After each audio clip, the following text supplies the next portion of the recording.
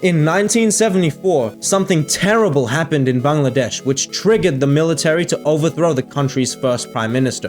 While trying to restore order to the Tongi area in Dhaka, someone who goes by Major Nasser took 3 criminals into custody to question them of their wrongdoings. However, one of these 3 criminals broke down. He admitted to being part of a horrific murder involving 3 victims from earlier. He shared how a young couple who had just gotten married were attacked while riding home in a taxi. The attackers killed the groom and the taxi driver, then dumped their bodies into a river. The bride was then kidnapped and taken into a secluded cabin, where things that you can probably imagine occurred for 3 days straight. Her mutilated body was later discovered at a roadside. Everyone was aware of what happened and of who was responsible, though the criminals faced no punishment. This is because their leader, Muzamil, held a position as the chairman of the Tongi Awami League.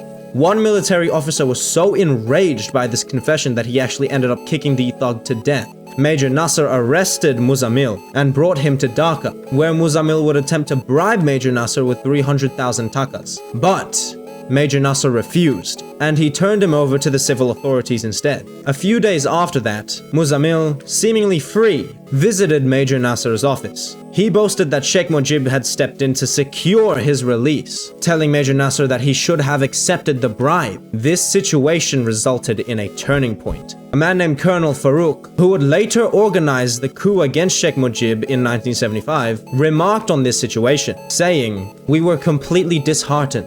The leader of our government was supporting murder and other serious crimes instead of protecting us. This was unacceptable. We knew we had to remove him, and thus, Colonel Farouk would make it his mission to remove Sheikh Mujib from office, any means necessary." Do you think this was justified? Let us know in the comments below.